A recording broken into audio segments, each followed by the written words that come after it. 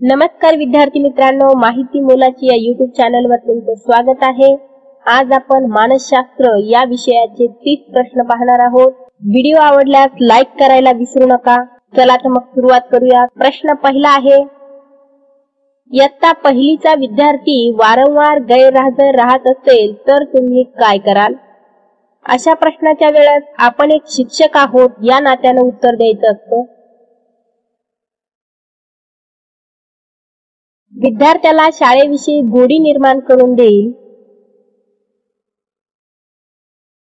पूर्व अनुभवाच्या विविध अंगांची मनातल्या मनात जुळवाजुळव करणे म्हणजे विचार, ही व्याख्या कोणाची? मन यांची ही व्याख्या आहे। कोणतीही गोष्ट जाणून घेण्यासाठी मनाने केलेली धडपड म्हणजे अवधान, ही व्याख्या कोणाची?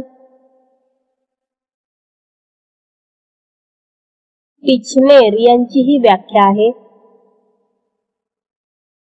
खालीलपैकी अवधानाचा प्रमुख प्रकार कोणता?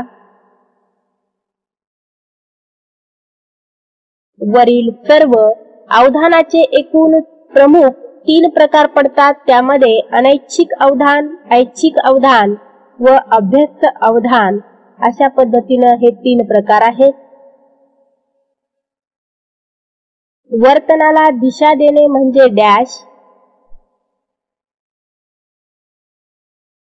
प्रेरणा म्हणजे वर्तनाला दिशा देणे।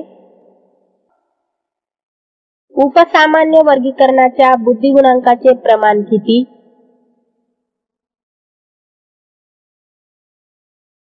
15.0 एवढे प्रमाण उपसामान्य बुद्धिगुणांकाचे आहे। खालीलपैकी कोणती प्रेरणेची रचना अब्राहिम मास्लो यांच्या मनोऱ्यातील आहे? अब्राहिम मास्लो यांनी एक मनोरा तयार केला आहे। वरील सर्व म्हणजेच आत्मपरिचिती, प्रतिष्ठा, सहवास व प्रेम, त्याचबरोबर शारीरिक गरजा आणि सुरक्षितता या सर्व अब्राहिम मास्लो यांनी मनोऱ्यामध्ये तयार केलेल्या गरजा आहेत।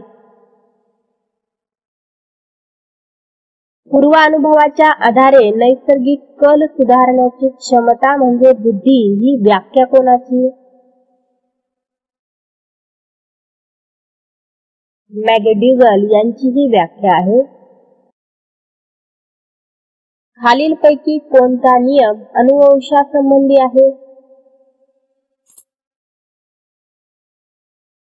वरील सर्व म्हणजे अनुवंशाच्या नियमामध्ये साधर्म्याचा नियम, वैविध्याचा किंवा विविधतेचा नियम आणि परागतीचा नियम अशा पद्धतीचे 3 नियम आहेत। अनुवंशिकतेवरील संशोधनाचा पाया ऑस्ट्रेलियातील ग्रेगॉर मेंडल यांनी डॅशच्या शतकात घातला।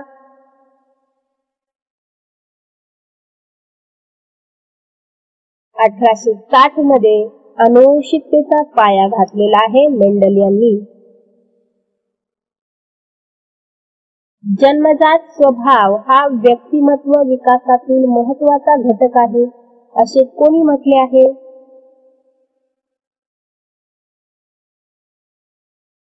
टी.पी. नन यांनी असे म्हटलेले आहे। अनुवंशापेक्षा परिसराला महत्त्वाचे स्थान कोणी दिले?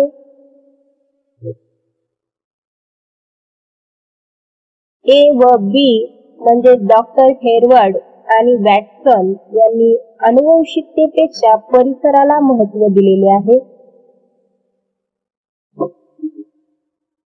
संवेदनेचा अर्थ सूत्ररूपाने कसा लिहिता येईल?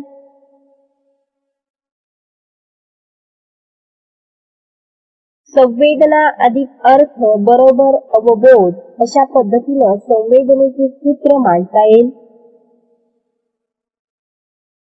बुद्धिमत्ता म्हणजे अध्ययन क्षमतांचे संयुक्त संघटन, ही व्याख्या कोणाची? गेट्स यांची ही व्याख्या आहे। खालीलपैकी कोणता अवबोधाचा दोष आहे? ए व बी दोन्ही बरोबर म्हणजे इंद्रिय भ्रम आणि चित्त भ्रम अशा पद्धतीचे दोन अवबोधाचे दोष आहेत. रचनावादाचा अभ्यास डॅश यांनी केला.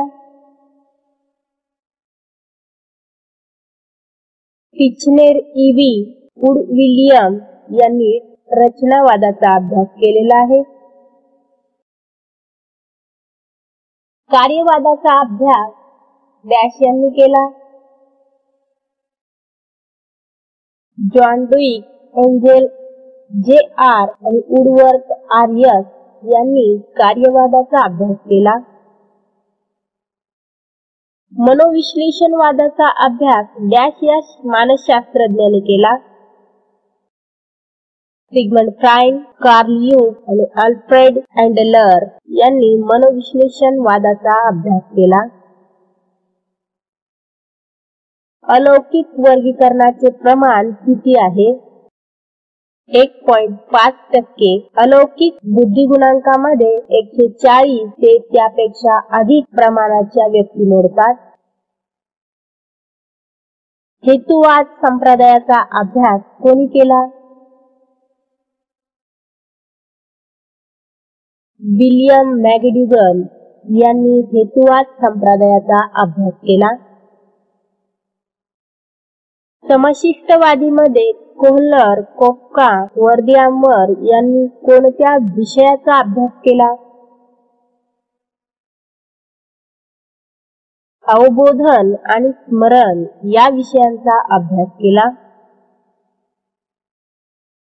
मानसिक वयाचा शोध कोणी लावला? अल्फ्रेड बिने यांनी मानसिक वयाचा शोध लावला.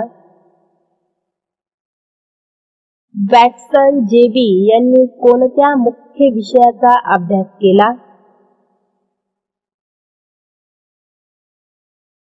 चेतक प्रतिसाद, प्राणी वर्तन आणि वर्तन प्रक्रिया याचा अभ्यास वॅटसन जेबी यांनी केला.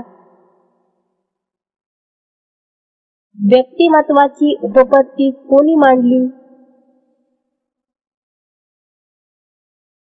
अब्राहिम मास्लो यांनी व्यक्तिमत्वाची उपपत्ती मांडली.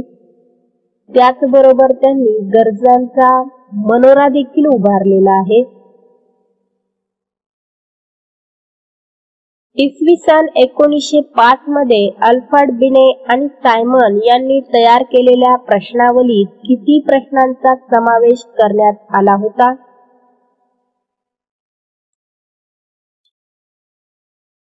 30 प्रश्नांचा समावेश करण्यात आला होता.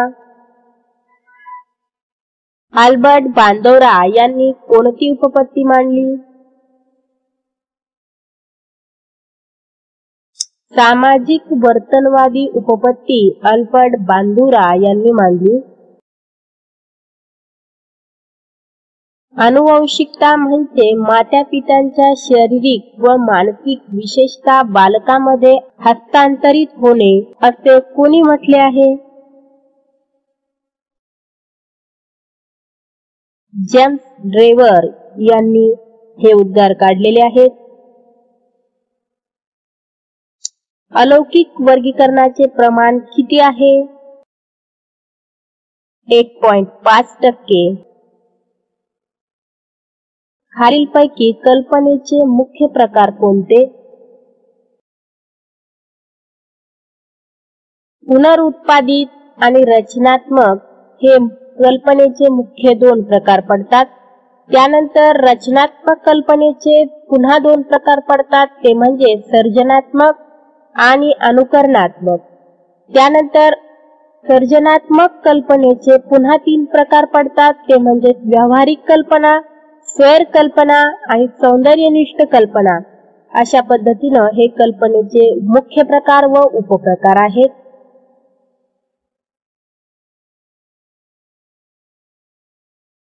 सामान्य वर्गीकरणाचा बुद्धिगुणांक खालीलपैकी कोणता?